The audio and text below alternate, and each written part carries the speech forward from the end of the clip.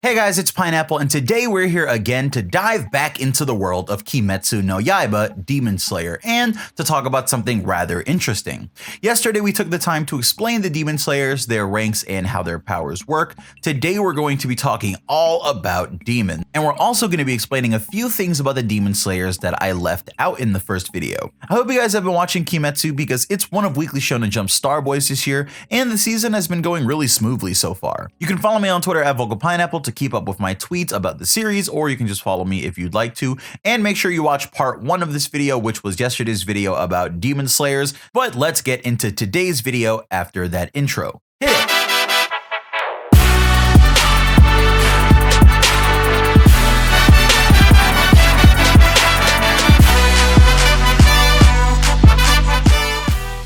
In Taisho era Japan, there are swordsmen of all kinds. The most dangerous amongst these swordsmen are the Demon Slayers, and their greatest enemy are the demons. Demons in the world of Kimetsu no Yaiba are sort of like vampires in a certain way, but instead of just sucking the blood of their victims, they want it all. They want the meat, the bones, they'll completely devour someone if they're hungry, and that makes the scenes of their feast that much more vile to come across. At the beginning of the series, Tanjiro comes across his entire family murdered brutally by a demon.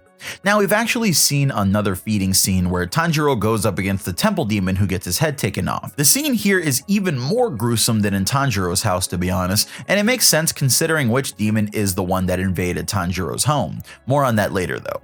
So what exactly is a demon? Well, the demons in the world in Kimetsu no Yaiba are a population of almost exclusively evil beings. First off, these demons are immortal. That doesn't mean that they can't be killed, but it means that they can't die from normal aging. They aren't born demons though, they're turned into demons by a certain demon as he roams the lands. Most times, people are forced into becoming a demon because, as you'd imagine, it's not a choice that most people would make. Some people though do make that choice and they decide to become a demon by being exposed to this demon blood. There are even cases of really depraved and insane people seeking out the power of the demon only to become massively powerful members of the demon army. I actually like to make the JoJo comparison here. Think of it like this.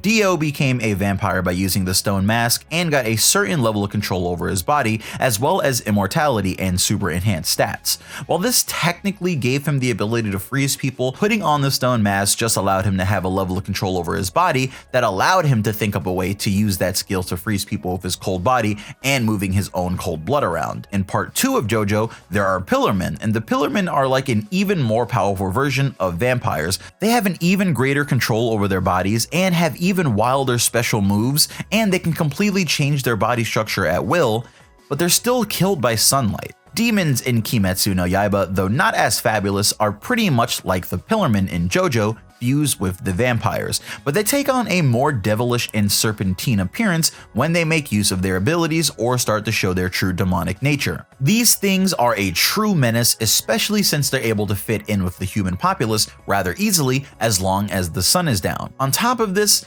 demons have spread throughout the world of Demon Slayer, so they're really a terrifying thing to have to deal with, even with the whole association of slayers committed to the task. How does one kill these demons though? Well, the most tried and true way is sunlight, of course. Although sunlight obviously works though, that can't be the best solution. Of course, you'd have to deal with them more directly.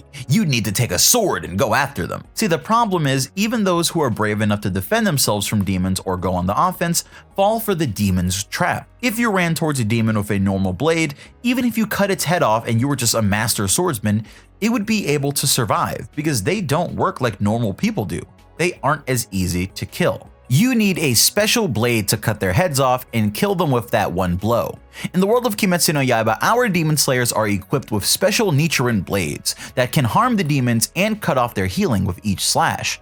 But how does this work? Well, the Nichirin blades are something special for the demon slaying corpse because they're sort of unique for each swordsman.